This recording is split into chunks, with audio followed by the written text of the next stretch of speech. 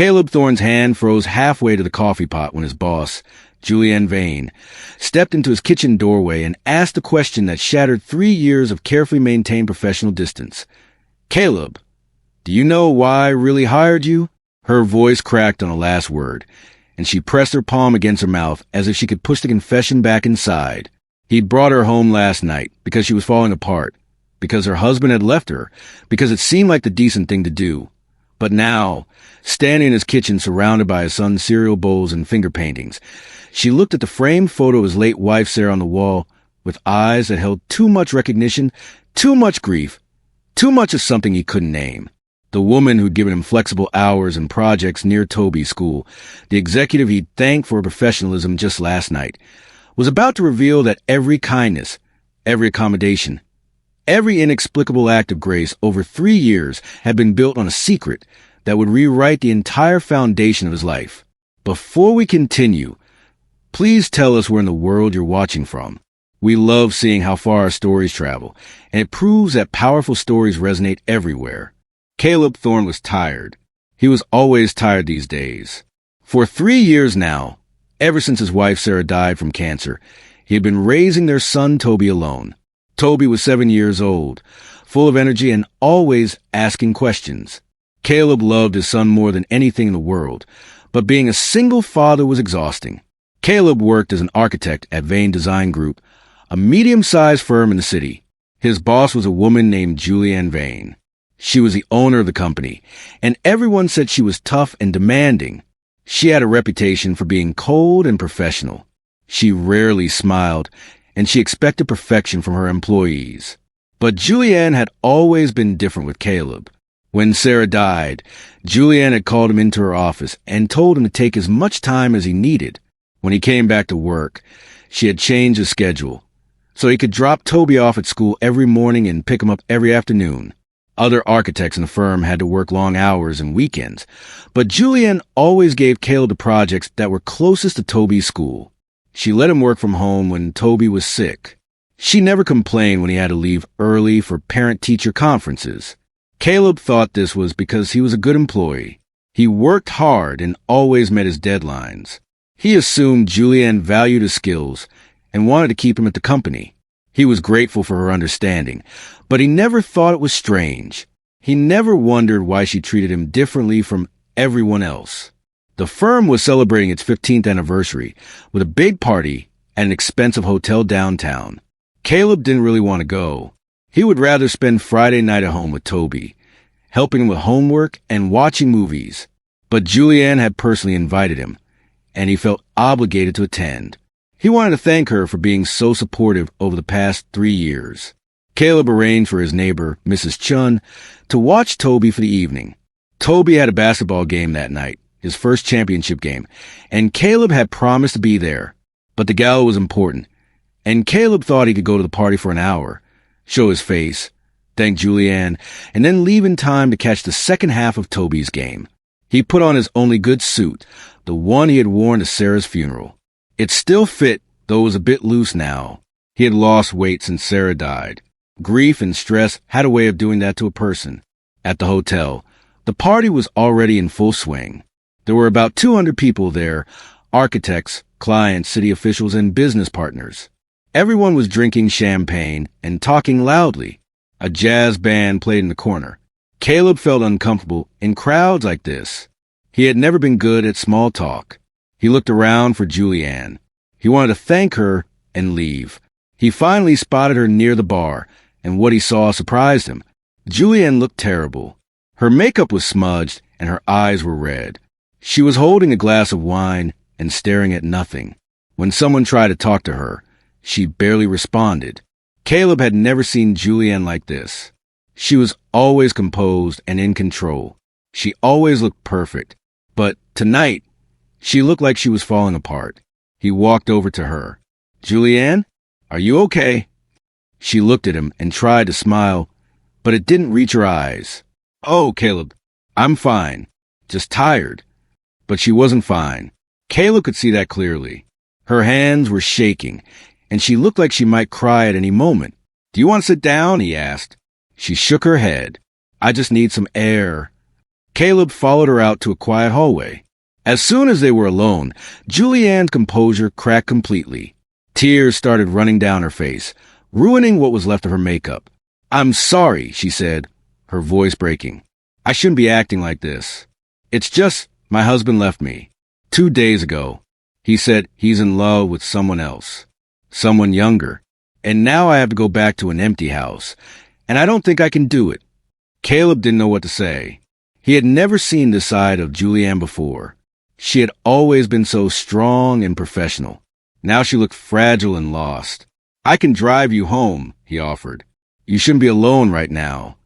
Julianne nodded gratefully. "Thank you." Caleb checked his phone. It was already 7:30. Toby's game had started half an hour ago. He texted Mrs. Chun and asked her to record the game on her phone. He felt guilty about missing it, but he couldn't leave Julianne in this state. She needed help. They left the hotel and got into Caleb's car. Julianne gave him her address. She lived in an expensive neighborhood on the other side of the city, the kind of place where every house had a perfect lawn and a 3-car garage. When they arrived at her house, Julianne searched through her purse for her keys. She searched and searched, growing more frantic. "They're not here," she said. "I must have left them at the office. And my phone is dead. I can't call anyone." She looked at Caleb with desperate eyes. "I don't know what to do." Caleb made a decision. "You can come to my place. It's not fancy, but you can stay there tonight. We'll figure everything out in the morning." Julianne hesitated, then nodded. She had no other choice. They drove to Caleb's house in silence. Caleb lived in a modest neighborhood, the kind of place where children played in the streets and neighbors knew each other's names. His house was small but comfortable. It was filled with Toby's toys, books, and drawings. The refrigerator was covered with his artwork and spelling tests. Caleb let Julianne inside. "Make yourself at home," he said. "I'll get you some clean clothes to sleep in." He went upstairs and found one of his old T-shirts and a pair of sweatpants. When he came back down, Julianne was standing in the living room, staring at the mantelpiece. There was a framed photograph there, a picture of a beautiful woman with dark hair and warm eyes. It was Sarah, Caleb's late wife. Julianne was crying again, but these tears were different. They seemed deeper, more painful. She reached out and touched the frame with trembling fingers. "She was beautiful," Julianne whispered. "Yes, she was," Caleb said quietly. Julianne turned to him, and there was something in her eyes that Caleb couldn't understand. It looked like guilt and grief mixed together. "I'm sorry," she said. "I'm so sorry." Caleb didn't know why she was apologizing. He assumed she was just emotional because of her divorce, and because seeing a photo of a deceased wife reminded her of loss. He showed Julianne to the guest room and gave her the clothes. "The bathroom is right there," he said. "If you need anything, just let me know." "Thank you, Caleb," Julianne said. "You're a good man." After Julianne went to her room, Caleb checked his phone. Mrs. Chun had sent him a video of Toby's game. Toby had scored the winning basket. Caleb felt a sharp pang of guilt. He had missed his son's biggest moment, but he told himself it was for a good reason. Julianne had needed him. Caleb went to bed, but he couldn't sleep. Something about tonight felt wrong. The way Julianne had looked at Sarah's photo, the way she had apologized, it all seemed strange. But he was too tired to think about it. He would figure it out in the morning. Caleb woke up early, as he always did. The sun was just starting to rise, and the house was quiet. Toby was still asleep upstairs. Caleb remembered that Julianne was in the guest room, and he wondered how she was doing. He went downstairs and started making coffee. The smell filled the kitchen, and he heard footsteps on the stairs.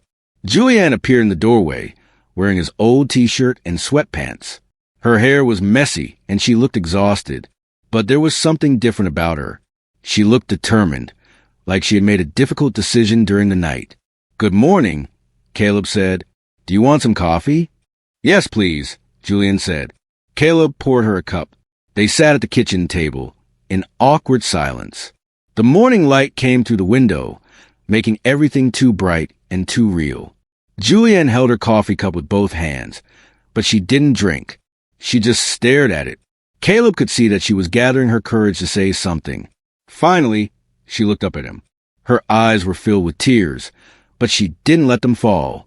Caleb, do you know why I really hired you 3 years ago? The question surprised him. What do you mean? You hired me because I was qualified, because my portfolio was good. Julianne shook her head slowly. No, that's not why. Caleb felt a cold sensation in his chest. I don't understand. Julianne took a deep breath. Her hands were shaking. I need to tell you something. I've been keeping a secret from you for 3 years, and I can't keep it anymore. Not after last night. Not after you were so kind to me.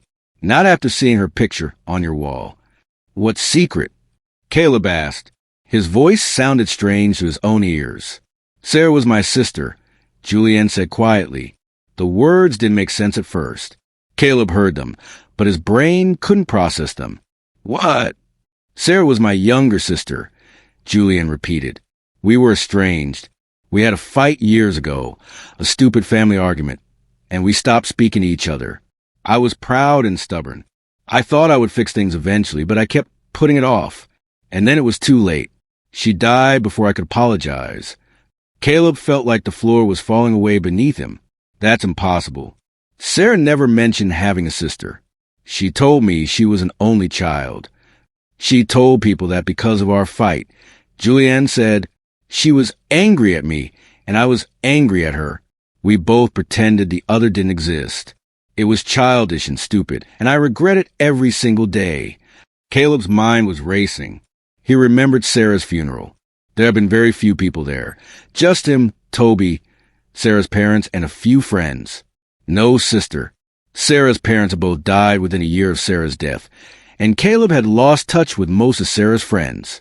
I didn't go to her funeral, Julianne continued. I was traveling for work, and by the time I heard that she had died, it was already over. Her parents didn't tell me. They knew about our fight. They were angry at me, too. How did you find me? Caleb asked.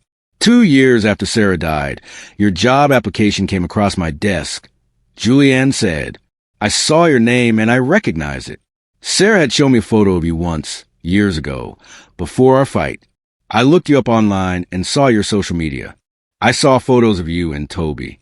I realized that Toby was my nephew, Sarah's son, and I had never met him. I had missed his entire life because of my pride. Caleb couldn't speak. He just stared at Julianne. I hired you because I wanted to be close to Toby, Julianne said. I know that sounds manipulative, and maybe it was, but I couldn't lose the only family I had left. I gave you flexible hours so you could be a good father to him. I gave you projects near his school so you wouldn't have to commute far. I made sure you had everything you needed because I wanted Toby to have a good life. I wanted to honor Sarah by taking care of her family, even if you didn't know I was doing it. Caleb's hands were trembling. He put down his coffee cup before he dropped it. You've been lying to me for 3 years. Yes, Julianne said. I have, and I'm sorry. I wanted to tell you so many times, but I didn't know how. How do you tell someone that you've been watching over them from a distance? That you've been pulling strings behind the scenes? I was afraid you would think I was crazy. I was afraid you would quit and take Toby away, and I would lose my only connection to Sarah. Does this mean everything between us has been fake? Caleb asked. Every conversation, every interaction, was it all just you trying to stay close to Toby? At first, yes, Julianne admitted. But over time, I came to respect you, Caleb. You're a good father and a talented architect. You're also a good person. What I did was wrong, but my feelings weren't fake. I genuinely care about you and Toby. Caleb stood up and walked to the window. He needed to move, to do something with the energy that was building inside him. He felt betrayed and confused. His entire professional life had been built on a lie. The woman he thought was just his boss was actually his wife's sister, his son's aunt. Why are you telling me this now? He asked without turning around. Because I can't lie anymore, Julianne said. Last night, when I was falling apart, you helped me without hesitation. You missed Toby's game for me. You brought me into your home. You showed me kindness, even though you didn't owe me anything. And then I saw Sarah's picture, and I realized I was in her house, surrounded by her things, by the life she built without me. I couldn't keep the secret anymore. It was eating me alive. Caleb turned to face her. Toby doesn't know about any of this. I know, Julian said. I didn't want to confuse him. I didn't want to insert myself into his life without your permission. You've already inserted yourself into our lives, Caleb said. You've been controlling things from behind the scenes for 3 years. Julianne flinched at his words. I know, and I'm sorry. If you want me to leave and never contact you again, I'll do it. If you want to find another job, I'll give you excellent references. Whatever you want, Caleb. I just needed you to know the truth. Caleb didn't know what he wanted. His head was spinning. Part of him was angry at Julianne for lying. Part of him was grateful for everything she had done to make his life easier. Part of him was sad that Sarah had a sister she never talked about, a family member who loved her enough to watch over her son from a distance. I need time to think, Caleb said finally. Of course, Julianne said. She stood up. I should go. I'll call a taxi. I'll drive you, Caleb said, after you get your keys. They drove to Julianne's office in silence. Julianne found her keys in her desk drawer, and Caleb drove her home. Before she got out of the car, she turned to him. I know you probably hate me right now, she said, but I want you to know that everything I did because I loved Sarah and I loved Toby. I'm not asking for forgiveness. I just want you to understand. Caleb nodded. He didn't trust himself to speak. Julianne got out of the car and walked her front door. Caleb watched her go inside, and then he drove home. If you're listening right now, help me prove something wrong. My father said I wouldn't even reach 1,000 subscribers, but I believe stories like this deserve to be heard. Help me show him that these tales matter. Please subscribe to my channel, and let's keep breathing life into stories that were never meant to stay silent. Now let's continue. The next few days were difficult for Caleb. He couldn't stop thinking about Julianne's confession. Every time he went to work, he felt uncomfortable. Every time he saw Julianne in the office, he remembered that she was Sarah's sister, that she had been lying to him for 3 years. Julianne gave him space. She communicated with him only through email, and she kept their interactions strictly professional. She didn't ask about Toby. She didn't try to explain herself further. She was respecting his need for distance. But Caleb couldn't escape his thoughts. He found himself looking through old photos of Sarah, searching for any resemblance between her and Julianne. Now that he knew they were sisters, he could see it. They had the same dark eyes, the same way of tilting their head when they were thinking. How had he not noticed before? He also thought about all the ways Julianne had helped him over the past 3 years. The flexible schedule that let him be a present father. The projects close to home. The understanding when Toby was sick. He had thought it was just good management, but now he knew it was something more personal. Toby noticed that something was wrong. Dad, are you okay? He asked one night at dinner. I'm fine, buddy, Caleb said, but it wasn't true. You seem sad, Toby said. Is it about Mom? Caleb looked at his son. Toby had Sarah's eyes and her smile.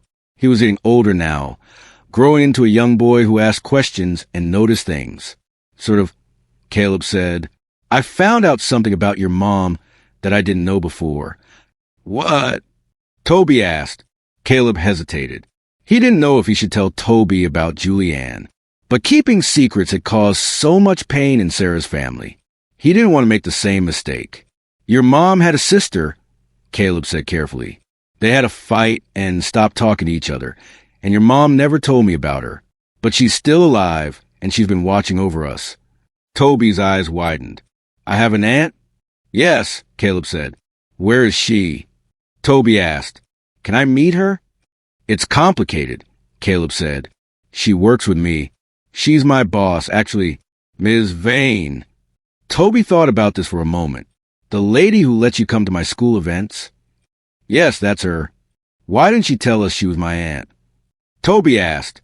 She was afraid, Caleb said. She thought we might not want to know her because of the fight with your mom. Toby frowned. That's silly. I would want to know her. She's family. Caleb was surprised by how simple it was for Toby.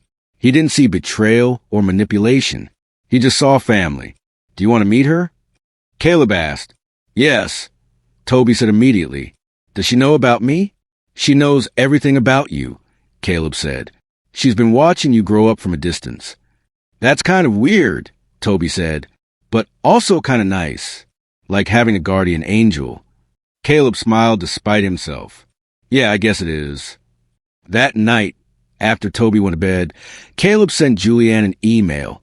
It was short and simple. Toby wants to meet you. If you're still interested in being part of our lives, we can arrange something. Julianne responded within minutes. I would love that more than anything. The first meeting between Toby and Julianne was awkward. They met at a park on a Saturday morning. Julianne arrived early, looking nervous. She had brought a gift for Toby, a book about architecture, since Caleb had told her that Toby was interested in buildings. When Toby saw Julianne, he ran up to her without hesitation. Are you really my aunt? He asked. Yes, Julianne said, her voice thick with emotion. I really am. You look like my mom, Toby said, studying her face. You have the same eyes. Julianne started crying, but she was smiling at the same time. Thank you for saying that. Your mom was beautiful. They sat on a park bench, and Julianne told Toby stories about Sarah that Caleb had never heard before. She told him about how Sarah used to climb trees as a child, and how she once tried to build a treehouse that fell apart.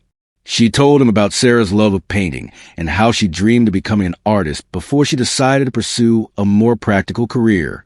Toby listened with wide eyes. He was hungry for these stories, for pieces of his mother that he had never known. Caleb watched from a distance, giving them space, but staying close enough to intervene if needed. He saw how happy Toby was, and he saw how much Julianne treasured every moment with her nephew. Over the next few weeks, Julianne became a regular part of their lives. She came over for dinner on Fridays. She attended Toby's basketball games. She helped him with his homework. She taught him how to draw, just like Sarah used to do. At first, Caleb felt uncomfortable with these visits. He was still processing his feelings about Julianne's deception, but as time went on, he began to understand why she had done what she did. She had lost her sister and missed her chance to reconcile. She had been alone and full of regret.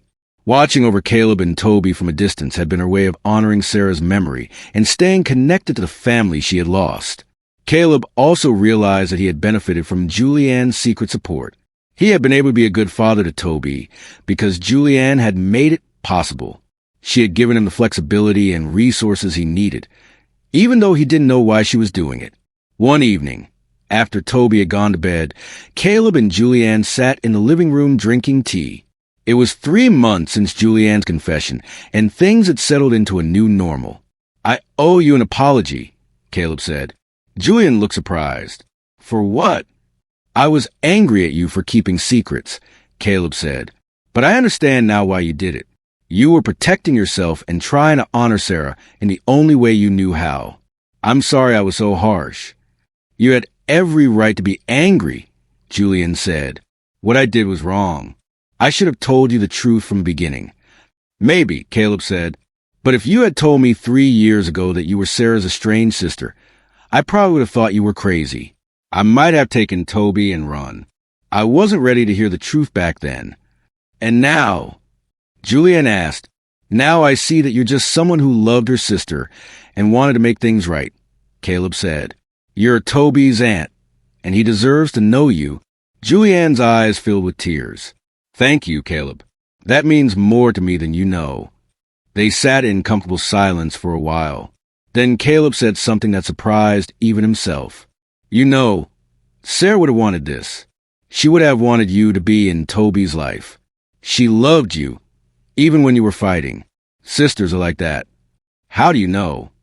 Julianne asked, because before she died, she told me that her biggest regret was losing touch with someone she loved. Caleb said, she never told me who it was, but now I know it was you. She wanted to fix things, but she ran out of time. Julianne covered her face with her hands and cried. Caleb moved closer and put a hand on her shoulder. He didn't say anything. He just let her grieve. After a while, Julianne composed herself. I miss her so much, she said. Me too, Caleb said. Thank you for letting me be part of Toby's life. Julianne said, I know I don't deserve it after what I did, but I promise I'll never lie to you again. I'll be the aunt that Toby deserves and the friend that you deserve. I know you will, Caleb said. 6 months after Julianne's confession, the three of them planted a cherry tree in Caleb's backyard. Cherry trees had been Sarah's favorite. Toby dug the hole with Julianne's help, and Caleb placed a small tree in the ground. They all stood back and looked at it. "This tree is for Mom," Toby said, "so she can always be with us." "That's right," Caleb said. Julianne put her arm around Toby's shoulders, and he leaned into her. It was a natural gesture, comfortable and familiar. They had become a family, not a traditional family, but a family nonetheless. Caleb looked at them and felt something he hadn't felt in a long time: peace. For 3 years, he had been struggling alone, not knowing that someone was watching over him. He had thought he was surviving on his own strength, but now he understood that he'd had help all along. Julianne had been his invisible support, his guardian angel, even when he didn't know it. Sarah's death had left a hole in their lives, a wound that would never fully heal. But Julianne's presence made that wound a little easier to bear. She brought stories of Sarah that Toby had never heard. She brought love and support that Caleb desperately needed. She brought a connection to the past that helped them move forward into the future. The cherry tree would grow over the years, just like Toby would grow. Its branches would reach toward the sky, providing shade and beauty. And every time they looked at it, they would remember Sarah and the complicated family she left behind. A family that was broken by pride and secrets, but slowly being rebuilt by honesty, forgiveness, and love. Caleb realized that family wasn't just about blood or about living under the same roof. Family was about showing up, about caring, about being there even when it was difficult. Julianne had shown up in her own strange way, and now she was truly part of their lives. As they stood together in the backyard, watching the sun set behind the cherry tree, Caleb felt grateful. Grateful for Julianne's confession, grateful for her presence, and grateful that Toby would grow up knowing he had an aunt who loved him enough to watch over him from the shadows until she could finally step into the light. The hidden family was hidden no more. They were just a family, imperfect and complicated, but real and whole, and that was enough. This story teaches us several important lessons about family, forgiveness, and the courage to tell the truth. First, pride and stubbornness can destroy relationships that matter most. Sarah and Julianne's fight robbed them of years they could have spent together, and Sarah died before they could reconcile. Second, secrets, even when kept with good intentions, create barriers between people. Julianne's 3 years of deception, though motivated by love, caused pain and confusion when the truth finally emerged. Third, family is not always defined by blood or tradition, but by the people who show up and care for us. Julianne proved her love through actions long before Caleb, and Toby knew who she really was. Fourth, forgiveness is a gift we give ourselves as much as others. Caleb's decision to forgive Julianne freed both of them from the past and opened the door to healing. Finally, children often understand love and acceptance more simply than adults. Toby immediately embraced Julianne as family, because he saw the situation with an open heart, teaching the adults around him about what truly matters. The story reminds us that it's never too late to rebuild broken relationships, but it's always better to fix them before time runs out. So here's the real question. Did you subscribe yet? Thousands of people will listen to this story and won't subscribe. Please don't be that person. Kindly support what I do here by subscribing. And then drop in the comment section if you want part 2 of Caleb, Julianne, and Toby's story. What challenges will they face as their new family grows closer? How will Toby navigate having an aunt who's also his father's boss? Will Julianne find love again? And how will that affect their delicate family balance? Let me know if you want to hear more.